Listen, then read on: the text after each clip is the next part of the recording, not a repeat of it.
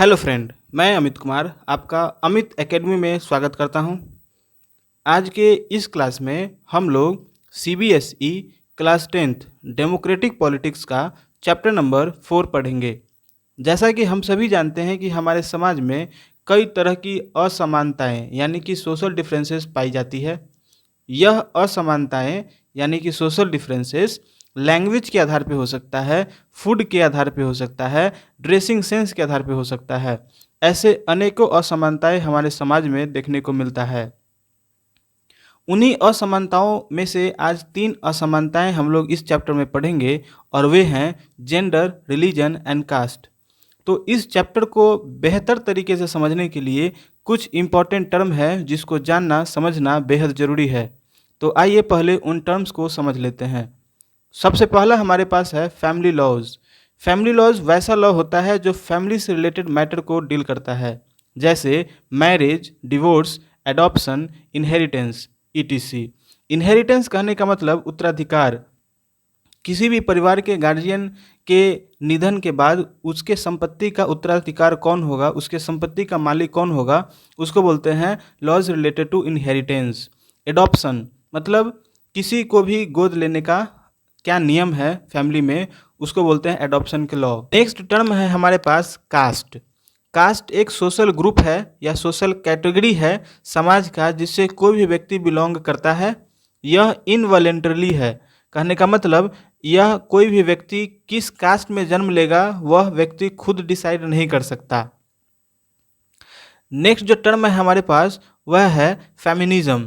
तो इस थ्योरी में ऐसा माना जाता है कि वुमेन्स को भी बराबर ट्रीट किया जाना चाहिए, मेन के बराबर। जैसे मेन को ट्रीट किया जाता है वैसे वुमेन्स को भी ट्रीट किया जाना चाहिए intellectually and socially. Next term है हमारे पास आउटकास्ट। मतलब वैसा व्यक्ति जिसे उसे उसके कास्ट से निकाला गया हो, उसे हम लोग बोलते हैं आउटकास्ट। अब नेक्स्ट टर्म है हमारे पास फेमिनिस्ट। तो फेमिनिस्ट वैसे व्यक्ति को बोलते हैं जो फेमिनिज्म को सपोर्ट करता है। नेक्स्ट है पैट्रियार्कल। तो वैसा सिस्टम होता है सोसाइटी का जो मेन यानी पुरुष को ज़्यादा महत्व देता है फैसला लेने में महिलाओं की अपेक्षा। नेक्स्ट टर्म है हमारे पास ऑक्यूपेशनल मोबिलिटी। यह इस बात को दर्शाता है कि कोई भी वर्कर अपने बेहतर या गेनफुल एम्प्लॉयमेंट के लिए या लेबर नीड्स के लिए एक जगह से दूसरे जगह जाता हो। नेक्स्ट है कास्ट हेरार्की। यह वैसा स्ट्रक्चर होता है समाज में बाय बर्थ जिसमें अपर कास्ट को ऊपर और उससे नीचे वाले कास्ट को लेयर बाय ऊपर से नीचे की तरफ सजाया जाता है। तो उस तरह के स्ट्रक्चर को कास्ट हायरार्की बोला जाता है। जैसे अपर कास्ट को टॉप पे जैसे ब्राह्मण, उससे लोअर कास्ट को नीचे जैसे ऊपर हो गया ब्राह्मण, नीचे हो गया क्षत्रिय, फिर शूद्र, फिर वैसे इस तरह से जो स्ट्रक्चर किया जाता है उसके काम के आधार पे उसे बोलते हैं हम लोग कास्ट हायरार्की। तो यह बाय बर्थ डिटरमाइंड किया जाता है। नेक्स्ट जो टर्म है हमारे पास वह है यूनिवर्सल एडल्ट फ्रेंचाइज। इसका मतलब होता है वोट देने का अधिकार सारे नागरिकों को बराबर दिया जाए, बिना डिस्क्रिमिनेट किए हुए, कास्ट के आधार पे, क्लास के आधार पे, रंग के आधार पे, रिलीजन या फिर जेंडर के आधार पे। मतलब कास्ट, क्लास, कलर, रिलीजन और जेंडर के आधार पे भेदभाव किए बगैर सभी नागरिक को, एडल्ट नागरिक को बराबर वोट देने के अधिकार के सिस्टम को हम लोग बोलते हैं यूनिवर्सल एडल्ट फ्रेंचाइज। नेक्स्ट है फेमिनिस्ट मूवमेंट। वैसा मूवमेंट जिसका मकसद होता है वुमेन्स को बराबर अधिकार और अवसर दिलाना मेन की अपेक्षाएं, या मेन को जिस तरह के अधिकार दिए गए होते हैं, अपॉर्चुनिटी मिलते रहते हैं, वैसे ही अपॉर्चुनिटी और अधिकार वुमेन्स को भी मिले। तो वैसे मूवमेंट को हम लोग बोलते हैं फेमिनिस्ट मूवमेंट। इसका मेन मकसद क्या होता है? तो समाज में महिलाओं को इक्वलिटी देना, चाहे वो पर्सनल लाइफ हो या फिर फैमिली लाइफ हो। अब हम लोग पढ़ते हैं जेंडर डिवीजन। तो सेक्सुअल डिवीजन ऑफ लेबर, यह वैसा सिस्टम होता है जिसमें कहा जाता है कि मेन मेन को मतलब पुरुष को घर के बाहर जाकर के काम करके पैसा कमाना है, जबकि महिलाओं को घर के अंदर का ही काम करना है। ठीक है, तो आगे की पढ़ाई करने से पहले दो टर्म है जिसको जानना जरूरी है, वह है सेक्स एंड जेंडर। तो सेक्स एक बायोलॉजिकल सिस्टम होता है हमारे शरीर में जिसे चेंज नहीं कर सकता है, और यह बायोलॉजिकल सिस्टम मेन में अलग और विमेन में अलग होता है, यह प्राकृतिक होता है। जबकि जेंडर समाज के द्वारा स्ट्रक्चर्ड किया जाता है, यह एक स्टीरियोटाइप्स होता है जो समाज के द्वारा मेन और वुमेन में स्ट्रक्चर्ड किया जाता है बचपन से। कैसे स्ट्रक्चर्ड किया जाता है आइए जानते हैं। बचपन से ही लड़कियों को यह पढ़ाया जाता है, समझाया जाता है कि आगे चल के उसे घर के कामकाज करने हैं। घर के कामकाज में क्या करने हैं, तो कपड़े धोने हैं, बच्चों का देखभाल करना है, क्लीनिंग करना है, कुकिंग करना है। जबकि पुरुषों के साथ यह उम्मीद की जाती है या उसे पढ़ाया जाता है कि उसे बड़ा होकर के घर के बाहर जाकर के काम करना है। अगर कोई लड़का रोता है तो समाज के लोग बोलते हैं कि लड़की के जैसा रोता है। बच्चे, लड़के को रोना नहीं चाहिए, लड़के बहादुर होते हैं। जबकि लड़कियों के साथ ऐसा नहीं बोला जाता है। लड़कियों से उम्मीद की जाती है कि लड़कियां मधुरभाषी होनी चाहिए, घर के कामकाज अच्छे से करने वाली होनी चाहिए। बचपन से ही उसे ऐसा ज्ञान दिया जाता है। तो इस प्रकार से समाज में लड़कियों के प्रति जो स्टीरियोटाइप्स होते हैं वो क्रिएट किया जाता है, स्ट्रक्चर्ड किया जाता है बचपन से ही। समाज के इसी स्टीरियोटाइप्स की वजह से कि लड़कियां लड़कों के मुकाबले कम बहादुर और लड़कियां सिर्फ घर के कामकाज के लिए बनी हैं, लड़कियां घर के बाहर जाकर के कामकाज नहीं कर सकती है, ने लड़कियों को अलग अलग फील्ड में बहुत कम मौका मिला, जिस वजह से लड़कियों को पढ़ने का कम मौका मिला, बाहर जाकर के काम करने का कम मौका मिला। ऐसा नहीं है कि महिलाएं सिर्फ घर के कामकाज ही करती हैं। गांव में महिलाएं घर के कामकाज करने के साथ साथ बाहर भी जाकर के काम करती है, खेतों में जाकर के काम करती है तथा जंगलों से जलावन की लकड़ियां इकट्ठा करने के लिए भी महिलाएं ही बाहर जाती है, बशर्ते कि उनको इन काम के रुपए नहीं मिलते हैं। अब बात आई पुरुषों की, तो पुरुष भी जो घर के कामकाज होते हैं जैसे कुकिंग, क्लीनिंग, वॉशिंग क्लॉथ्स या फिर सिलाई का, तो पुरुष जो होते हैं घर के काम नहीं करते हैं, लेकिन यही काम जब बाहर करते हैं पुरुष तो इसके पैसे मिलते हैं उसे। जो भी बड़े बड़े हॉस्पिटल होते हैं, बड़े बड़े होटल होते हैं, बड़े बड़े होटलों में जो खाना बनाने का काम होता है वो पुरुष ही करते हैं। बड़े बड़े सिलाई के दुकानों में सिलाई का जो काम करते हैं पुरुष ही करते हैं, बशर्ते कि जब पुरुष इस काम को करते हैं बाहर में तो वो इसका चार्ज करते हैं, पैसा लेते हैं। और यही काम अगर वुमेन करती है बाहर में तो सेम ही काम करती है, लेकिन पुरुषों के मुकाबले उन्हें कम पैसा दिया जाता है या उनके काम को उतना रिस्पेक्ट नहीं दिया जाता है जितना कि मेन के द्वारा किए गए कामों को दिया जाता है, चाहे वह काम सेम काम ही क्यों न हो, कपड़ा धोने का ही काम क्यों न हो, सफाई का ही काम क्यों न हो।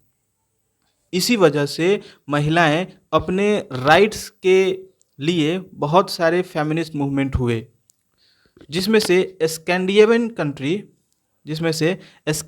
कंट्री जैसे स्वीडन, नॉर्वे और फिनलैंड, इन सारे देशों में फेमिनिस्ट मूवमेंट की वजह से महिलाओं को बहुत सारे अधिकार मिले जो बाकी सारी देशों के मुकाबले बहुत ज़्यादा है। इंडिया में इस स्टीरियोटाइप्स की वजह से लड़कियों के लिटरेसी रेट मेन के मतलब लड़कों के लिटरेसी रेट से बहुत कम है। जहां पुरुषों का लिटरेसी रेट 76% है, वहीं महिलाओं का लिटरेसी रेट मात्र 54% है। समाज की इस सोच की वजह से सेक्स रेशियो में भी घटोतरी हुआ है। ज़्यादातर पेरेंट्स गर्ल्स चिल्ड्रेन को ज़्यादा एक्सेप्ट नहीं करते हैं या उतना तवज्जो नहीं देते हैं जितना कि लड़कों को तवज्जो देते हैं। जिस वजह से लड़कियों को जन्म से पहले ही मार दिया जाता है, जिस वजह से सेक्स रेशियो घट गया। नेक्स्ट टर्म हमारे पास जॉब्स। तो जो भी हाईली पेड जॉब होते हैं या वैल्यूएबल जॉब्स होते हैं उसमें महिलाओं का प्रतिशत बहुत ही कम है, उन्हें ज़्यादा इनकरेज नहीं किया जाता है हायर एजुकेशन के लिए। एडमिशन तो करवा दिए जाते हैं पढ़ने के लिए, लेकिन हायर एजुकेशन में उसे दाखिला नहीं करवाया जाता है, इनकरेज नहीं किया जाता है, क्योंकि मानसिकता ऐसा होता है कि लड़कियों को पढ़ा कर क्या होगा, क्योंकि क्योंकि शादी के बाद इसे दूसरे जगह जाना है जहाँ पे इसे घर के कामकाज में ही लीन रहना है, तो ज़्यादा पढ़ाई लिखाई करवाने से क्या फ़ायदा। नेक्स्ट हमारे पास वेजेज। तो एक ही काम को करने के लिए अगर मेन और वुमेन दोनों को चुना गया हो तो उस केस में वुमेन को मेन की अपेक्षा कम पेमेंट दिया जाता है सेम काम के लिए, चाहे वो कोई भी फील्ड हो, स्पोर्ट्स का हो, सिनेमा का हो, एग्रीकल्चर का हो या फिर कंस्ट्रक्शन वर्क ही क्यों न हो, सेम काम के लिए वुमेन्स को कम एंड मेन को ज़्यादा पैसा दिया जाता है। हालांकि एक कानून बना है इक्वल रिम्यूनरेशन एक्ट 1976, जिसमें ऐसा प्रावधान किया गया है कि सेम काम के लिए सेम पेमेंट होना चाहिए, चाहे वह लड़का हो या फिर लड़की हो। अर्बन सेंटर में वुमेन ज़्यादा सेफ़ नहीं हो पाती है या फिर सेफ़ नहीं है, उनके साथ बहुत तरह का डिस्क्रिमिनेशन किया जाता है, फिजिकल एब्यूज़ किया जाता है, सेक्सुअल हैरेसमेंट किया जाता है, डॉरी हैरेसमेंट किया जाता है। ये अर्बन सोसाइटी में ज़्यादा देखा जाता है, जो एक सोशल इविल है। यह बात किसी से छिपी नहीं है कि औरतों के भलाई और उनके साथ समान व्यवहार किए जाने वाले मुद्दों पर लोगों का पर्याप्त ध्यान नहीं रहता है। इसलिए फेमिनिस्ट मूवमेंट्स का यह निष्कर्ष निकला है कि महिलाओं का उत्थान तभी हो सकता है या पॉलिटिकल रिप्रेजेंटेशन में वर्चस्व तभी हो सकता है जब उनका सत्ता पे नियंत्रण होगा। एक आंकड़ा है 2019 का, जिसमें यह बताया गया है कि 2019 के लोकसभा इलेक्शन में वुमेन्स का पार्टिसिपेशन मात्र 14.36% है और स्टेट असेंबली के इलेक्शन में महिलाओं का पार्टिसिपेशन 5% से भी कम है। यह आंकड़ा इतना कम है कि विकासशील देश जैसे अफ्रीका और लैटिन अमेरिका से भी भारत बहुत पीछे है। अगर कोई महिला या कोई औरत अपने मेहनत की बदौलत से मुख्यमंत्री या प्रधानमंत्री की कुर्सी पर बैठती है, फिर भी उनके मंत्रिमंडल में पुरुषों का वर्चस्व बना रहता है। महिलाओं का पॉलिटिकल रिप्रेजेंटेशन अच्छा तभी हो सकता है जब उनको एक अस्थाई सीट्स दिया जाए लोकसभा और विधानसभा के इलेक्शन में। इसके लिए पहल भी किया गया कि लोकसभा और विधानसभा के इलेक्शन में महिलाओं के लिए 1/3 सीट रिजर्व किया जाए, जैसा कि पंचायती राज सिस्टम में महिलाओं के लिए 1/3 सीट रिजर्व किया गया है, जिसकी वजह से स्थानीय प्रशासन या स्थानीय लोकतांत्रिक व्यवस्था में महिलाओं का जो रिप्रेजेंटेशन है वह 10 लाख से भी ज़्यादा हो चुका है। लेकिन यह बिल विधानसभा और लोकसभा के इलेक्शन में महिलाओं का 1/3 सीट रिजर्व किया जाए, पिछले 10 वर्षों से भी लोकसभा में यह बिल पास नहीं हो पाया। अब हम लोग जानते हैं कि कैसे धर्म और पॉलिटिक्स एक दूसरे के साथ संबंधित है, एक दूसरे से संबंध रखता है। तो Gandhi ji used to say religion can never be separated from politics. Gandhi ji का कहना था कि राजनीति को धर्म से अलग नहीं किया जा सकता है। धर्म से उनका मतलब हिंदू इस्लाम से नहीं था, उनका मतलब था धर्म का नैतिक मूल्य से, जो सभी धर्मों में होता है। इसके साथ साथ ह्यूमन राइट्स ग्रुप्स जो देश में होते हैं, उनका जो सर्वे के अनुसार से कहा गया है कि जो भी माइनॉरिटी होते हैं, माइनॉरिटी वाले जो रिलीजन होते हैं, उनके साथ कम्युनल राइट्स किए जाते हैं। कम्युनल राइट्स मतलब धर्म के आधार पे वाद विवाद या फिर वायलेंस। वुमेन्स मूवमेंट के सर्वे के अनुसार से यह पता चला है कि जो भी फैमिली लॉ होते हैं किसी भी धर्म के हो, चाहे वो हिंदू को हो, मुस्लिम के हो या फिर किसी भी धर्म के हो, फैमिली लॉ उसमें वुमेन्स के साथ डिस्क्रिमिनेट किया जाता है। ये तीनों इंसिडेंट्स हमें यह बताता है कि पॉलिटिक्स और रिलीजन एक दूसरे से अलग नहीं है, दोनों का एक दूसरे के साथ संबंध है। समस्या तो तब उत्पन्न होती है जब धर्म जब रिलीजन पॉलिटिक्स का आधार बन जाता है। जब रिलीजन पॉलिटिक्स का आधार बन जाता है तब समस्या और विकराल रूप लेती है। तो वैसा पॉलिटिक्स जिसमें धर्म या फिर कोई एक रिलीजन आधार हो, तो उस तरह के पॉलिटिक्स को हम लोग कम्युनल पॉलिटिक्स बोलते हैं। कम्युनल पॉलिटिक्स में होता क्या है, इस पॉलिटिक्स में किसी एक धर्म को सुपीरियर माना जाता है बाकी धर्मों से, बाकी रिलीजन से किसी एक धर्म को सुपीरियर माना जाता है। इसके साथ एक धर्म के जो डिमांड होते हैं वह दूसरे धर्म के डिमांड को उतना ज़्यादा तवज्जो नहीं दिया जाता है जितना एक धर्म को तवज्जो दिया जाता है, रिस्पेक्ट दिया जाता है। जब कोई स्टेट अपने शक्ति का उपयोग किसी एक धर्म के डोमिनेशन या फिर उनके वर्चस्व को बढ़ाने में करे बाकी सारे धर्मों के ऊपर, तो उस केस में कम्युनलिज्म होता है, कम्युनल पॉलिटिक्स होता है। पॉलिटिक्स में कम्युनलिज्म को बढ़ावा देने के लिए एक सेपरेट तरह का सिंबल, इमोशंस और डर फैलाया जाता है लोगों में, ताकि वह एक धर्म को पालन कर सके और राजनीति में उसका वर्चस्व हो सके। कभी कभी कम्युनलिज्म बहुत ही भयावह रूप ले लेता है, जिसकी वजह से बहुत सारे दंगे और वायलेंस होता है। जैसे इंडिया और पाकिस्तान के पार्टीशन के समय में बहुत बड़ा ही कम्युनल राइट्स हुआ था, जिसमें हजारों लोगों की मृत्यु हो गई थी। अभी हम लोगों ने पढ़ा कम्युनलिज्म यानी सांप्रदायिकता। इसमें हम लोगों ने पढ़ा कि कैसे कोई भी पॉलिटिक्स एक धर्म के आधार पर हो सकता है जिसमें बाकी सारे धर्मों को कोई भी तवज्जो नहीं दिया जाता। कम्युनलिज्म आने की वजह से बहुत सारे विध्वंस हो सकते हैं, कम्युनल राइट्स हो सकते हैं, जिसमें सैकड़ों लोगों की मृत्यु हो जाती है, जैसा कि हम लोगों ने देखा था इंडिया पाकिस्तान के पार्टीशन के समय। तो भारत के लिए सांप्रदायिकता यानी कि कम्युनलिज्म बहुत बड़ी चुनौती थी, क्योंकि इंडिया में बहुत तरह के धर्म के लोग रहा करते थे या रहा करते हैं अभी भी। इसलिए संविधान निर्माताओं को लगा कि कम्युनलिज्म भारत के लिए बहुत बड़ी चुनौती बन सकती है भविष्य में, अगर इसका समाधान नहीं किया जाए। भविष्य में भारत को कम्युनलिज्म का सामना न करना पड़े, इसलिए भारत के संविधान निर्माताओं ने ऐसे प्रावधान किए ताकि भारत एक धर्मनिरपेक्ष यानी एक सेकुलर स्टेट बन सके। तो आइए कुछ प्रोविजन समझते हैं, जानते हैं, जो यह बताता है कि भारत एक सेकुलर स्टेट है या धर्मनिरपेक्ष देश है। तो भारत एक वैसा देश है जहाँ पे कोई भी एक ऑफिशियल रिलीजन नहीं है इंडिया का। हर व्यक्ति को अपने मन के अनुसार से धर्म को मानने की आज़ादी है। दूसरा, यहाँ प्रोविजन दिया गया है कि constitution provides all the individuals and communities freedom to profess, practise and propagate any religion और नॉट टू फॉलो एनी। कहने का मतलब संविधान में यह प्रावधान है कि हर व्यक्ति या समुदाय को यह आज़ादी है कि वह अपने पसंद के धर्म को पालन कर सकता है, प्रैक्टिस कर सकता है, और उसको अगर किसी धर्म को पालन नहीं करना है तो वो कर सकता है।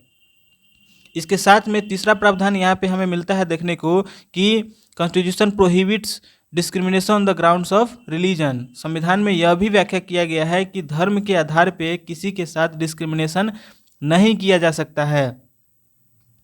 इसके साथ ये भी किया गया है कि संविधान में कि स्टेट गवर्नमेंट या फिर कोई भी गवर्नमेंट जो है वह धर्म के मामलों में इंटरफेयर नहीं करेगी, बशर्ते तब तक इंटरफेयर नहीं करेगी जब तक कि उससे किसी के फंडामेंटल राइट्स न छीन रहे हो धर्म की वजह से। जैसे हिंदू धर्म में अनटचेबल्स हुआ करते थे, जिसको अछूत बोला जाता था, जिन्हें पब्लिक प्लेस पे जाने के लिए मनाही था। वे पब्लिक प्लेस पे नहीं जा सकते थे, प्लस खुलेआम ऐसे ही इधर उधर नहीं घूम सकते थे। इससे उनके फंडामेंटल राइट्स छीन रहे थे। तो सरकार ने इंटरफेयर किया और उनका फंडामेंटल राइट्स न छीने, इसलिए धर्म के मामले में इंटरफेयर की और अनटचेबिलिटी एक्ट लागू किया, जिससे उन्हें भी देश के किसी भी जगह पब्लिक प्लेस पे जाने की अनुमति दी गई। तो हम लोगों ने देखा कि इंडिया एक सेकुलर स्टेट किस प्रकार से है। इंडिया एक सेकुलर स्टेट है क्योंकि इंडिया की गवर्नमेंट धर्म के मामलों में इंटरफेयर नहीं करती है। करती तब है जब धर्म के कुछ ऐसे प्रोविजंस जो किसी के फंडामेंटल राइट्स छीने तभी कोई भी गवर्नमेंट रिलीजन के मामले में इंटरफेयर करती है। इसके साथ हम लोगों ने देखा कि संविधान में यह प्रावधान किया गया है कि धर्म के आधार पे किसी के साथ डिस्क्रिमिनेशन नहीं किया जा सकता है, प्लस हर किसी को यह आज़ादी है कि वह अपने पसंद के धर्म को फॉलो कर सकता है, और उसे अगर किसी धर्म को फॉलो नहीं करने का मन है तो वो कर सकता है। इसके साथ भारत का कोई भी एक ऑफिशियल रिलीजन नहीं है। तो ये सारे प्रोविज़न बताता है कि इंडिया एक सेकुलर स्टेट है, जिसकी वजह से भविष्य में कम्युनल राइट्स इंडिया में होने की संभावनाएं बहुत हद तक कम हो जाती है। संविधान में सिर्फ प्रोविज़न दे देने से कि इंडिया एक पंथ निरपेक्ष देश है या फिर सेकुलर स्टेट है और इस वजह से कम्युनलिज्म नहीं हो सकता है या कम्युनल राइट्स नहीं होगा, यह संभव नहीं है। कम्युनलिज्म तभी ख़त्म हो सकता है या उसे हम कम्बैट तभी कर सकते हैं जब हर व्यक्ति यह समझ सके, या हर व्यक्ति के दिमाग में जो स्टीरियोटाइप्स या प्रेजुडाइज होता है किसी धर्म को लेकर के, जब तक हर व्यक्ति के दिमाग से यह नहीं हटता है तब तक समाज से कम्युनलिज्म पूरी तरह से नहीं हट सकता है, चाहे कितने भी संविधान में बदलाव या प्रोविज़न क्यों न ला दें। What can be done to improve representation of women in legislature. तो अभी हम लोगों ने जस्ट पढ़ा है कि वुमेन्स का पार्टिसिपेशन लेजिस्लेशन में तभी बढ़ सकता है जब उनका सत्ता पे नियंत्रण होगा, और सत्ता पे नियंत्रण तभी होगा जब उन्हें पॉलिटिकल पार्टिसिपेशन में कुछ सीट्स रिजर्व किए जाएंगे। जैसे कि पंचायती राज सिस्टम में वुमेन्स के लिए 1/3 सीट रिजर्व किया गया है, जिससे लोकल लेवल पे महिलाओं का पार्टिसिपेशन बहुत हद तक बढ़ा है। बिहार, उत्तराखंड, मध्य प्रदेश और हिमाचल प्रदेश में 50% सीट्स वुमेन्स के लिए रिजर्व किए गए हैं। बहुत सारे स्कीम्स और स्ट्रेटेजी हैं जो गवर्नमेंट ऑफ इंडिया के द्वारा लाया जाता है जिससे वुमेन्स का एम्पावरमेंट हो सके, जैसे सती प्रथा को ख़त्म करना, remarriage act, women's property act, इस तरह के बहुत सारे स्कीम भारत सरकार के द्वारा लाई जाती है जिससे वुमेन्स का एम्पावरमेंट हो सके, वुमेन्स के अधिकार मिल सके। कास्ट एंड पॉलिटिक्स के दोनों एस्पेक्ट्स है, पॉजिटिव एंड नेगेटिव दोनों। दुनिया के हर समाज में लिंग के आधार पे और धर्म के आधार पे विभाजन देखने को मिलता है। केवल भारतीय समाज ऐसा है जहाँ पे जाति के आधार पे भी विभाजन देखने को मिलता है। हर समाज में कुछ न कुछ सोशल डिफरेंस पाया जाता है। ठीक उसी तरह से भारत में भी बहुत सारे के सोशल डिफरेंस पाया जाता है। जैसा कि हम सभी जानते हैं कि पेशा यानी कि प्रोफेशन जो है वह पीढ़ी दर पीढ़ी ट्रांसफ़र होता है। समाज में हम देख सकते हैं कि एक डॉक्टर का बेटा डॉक्टर बनता है, इंजीनियर का बेटा इंजीनियर, और डॉक्टर का बेटा डॉक्टर बनता है, यह हम समाज में देखते हैं। लेकिन जाति में जो विभाजन है, जाति का जो डिफरेंसेस है, यह एक हायरार्किकल है और बहुत ही एक्सट्रीम फॉर्म है इस डिवीजन का। जाति वाले सिस्टम में होता क्या है कि यह एक हायरार्किकल फॉर्म में होता है, जिसमें एक ऊंची जाति को ऊपर, उससे नीचे वाले जाति को नीचे, और इस तरह से एक ऊपर से नीचे के फॉर्मेट में डिवाइड किया जाता है। और ऊपर वाले जो जाति होते हैं जिसको अपर कास्ट बोलते हैं, वह लोअर कास्ट को उतना तवज्जो नहीं देते हैं, या जो आउटकास्ट ग्रुप्स के लोग होते हैं उनको डिस्क्रिमिनेट करते हैं अपर कास्ट के जो भी लोग होते हैं वो। इसके साथ साथ जो कास्ट के आधार पर जो डिवीज़न होता है वह अपने आप को एक अलग ही कम्युनिटी मानते हैं, जो जिसका बेस हो सकता है सिमिलर ऑक्यूपेशन हो सकता है, प्लस जो सेम कास्ट के लोग होंगे उनकी शादी विवाह भी उसी कास्ट के लोगों में हो सकती है, दूसरे कास्ट के लोगों में नहीं हो सकती है। यहाँ तक कि सेम कास्ट के लोग ही आपस में बैठ कर खाना खा सकते हैं, आउट कास्ट वाले लोगों के साथ बैठ के खाना भी नहीं खा सकते हैं।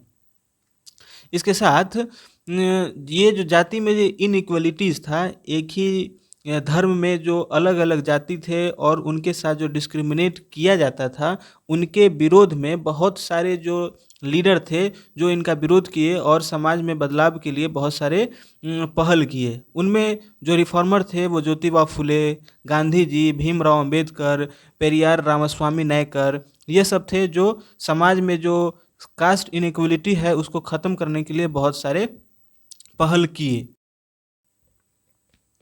जैसे जैसे इकोनॉमिक डेवलपमेंट हुआ, अर्बनाइजेशन हुआ लार्ज स्केल पे, लोग शिक्षित होते चले गए और ऑक्यूपेशनल मोबिलिटी हुआ तथा ज़मींदारों का वर्चस्व खत्म हुआ, वैसे वैसे कास्ट हायरार्की का सिस्टम खत्म हुआ। कास्ट के अंदर जो डिस्क्रिमिनेशन होता था नीचे जाति वाले लोगों का, वो धीरे धीरे ख़त्म हुआ। आज के समय में जहां हम होटल में खाना खाने जाते हैं, उस टेबल पे हम सामने कौन से जाति का लोग खाना खा रहा है ये हमें पता नहीं होता है, फिर भी हम खाना खाते हैं और आसानी से आते हैं, कोई दिक्कत नहीं होता है। जिस अस्पताल में हम इलाज करवाने जाते हैं, उस अस्पताल में हमारा इलाज कौन सा डॉक्टर किस जाति का है करता है हमें पता नहीं होता है। तो जैसे जैसे अर्बनाइजेशन हुआ, एजुकेशन रेट बढ़ा, कास्ट इनइक्वलिटी जो है वो धीरे धीरे ख़त्म हुआ।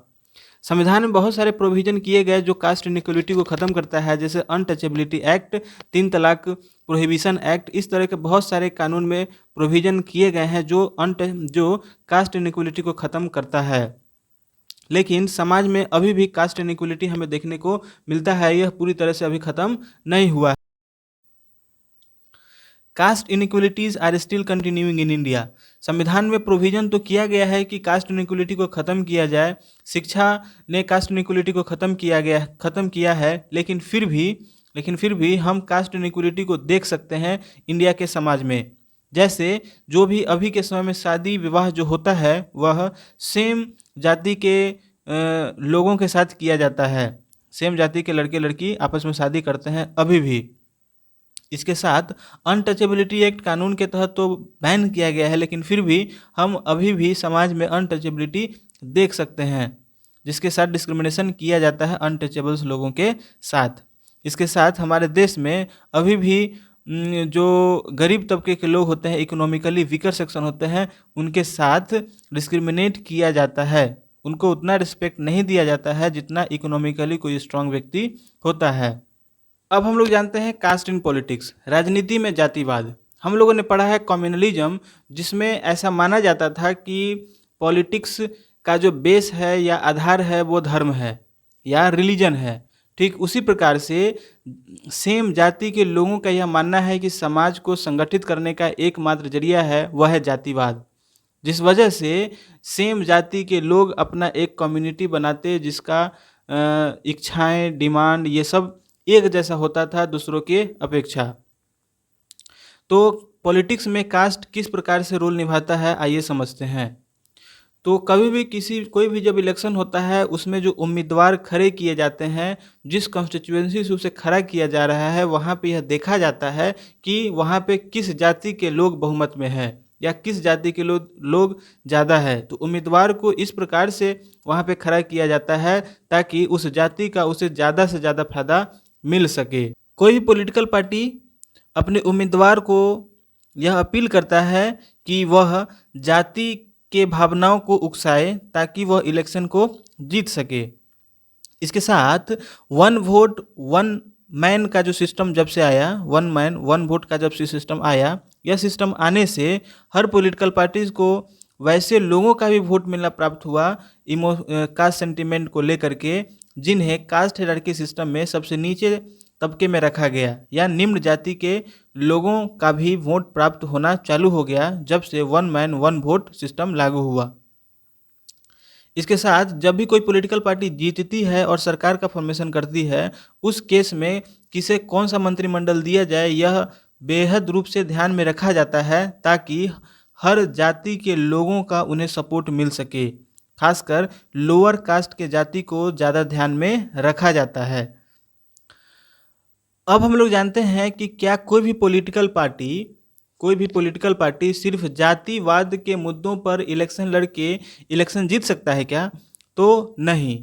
तो सिर्फ कास्ट के आधार पे ये ज़रूर है कि इलेक्शन में कास्ट मैटर करता है, लेकिन वह सब कुछ नहीं है, क्योंकि सिर्फ कास्ट के मैटर पे इलेक्शन को नहीं जीता जा सकता है।